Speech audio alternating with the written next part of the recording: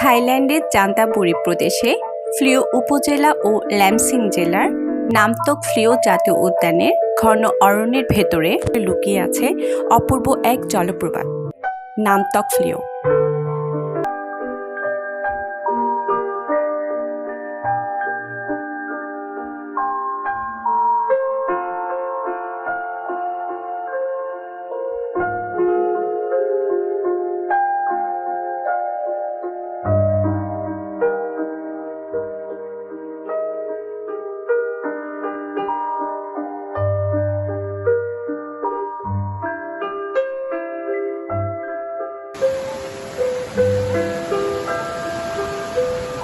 স্ফটিক স্বচ্ছ পানি, শ্যাওলা ধরা পাথর আর চারপাশের ঘন বনভূমি মিলে এটি যেন প্রকৃতির নিখুঁত এক শিল্পকর্ম।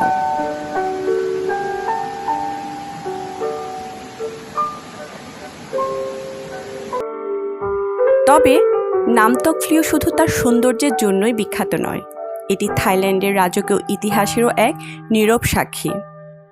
ঊনবিংশ শতাব্দীতে রাজা চুলালংকর্ণ এই জলপ্রপাতকে অত্যন্ত ভালোবাসতেন। তার প্রিয় রানী সুনন্দা কুমারী রত্নার অকাল মৃত্যুর পর রাজা তার স্মৃতিতে জলপ্রপাতের পাশে একটি স্মৃতিচিহ্ন নির্মাণ করেন, যা আজও দর্শনার্থীদের কাছে ভালোবাসা ও স্মৃতির প্রতীক হয়ে দাঁড়িয়ে আছে। জলপ্রপাতের স্বচ্ছ পানিতে অবাধে সাঁতার কাটে অসংখ্য বড় আকারের মাছ, যারা মানুষের উপস্থিতিতে ভয় পায় না। তাই প্রকৃতির সঙ্গে এক অনন্য ঘনিষ্ঠতার অনুভূতি তৈরি হয় এখানে।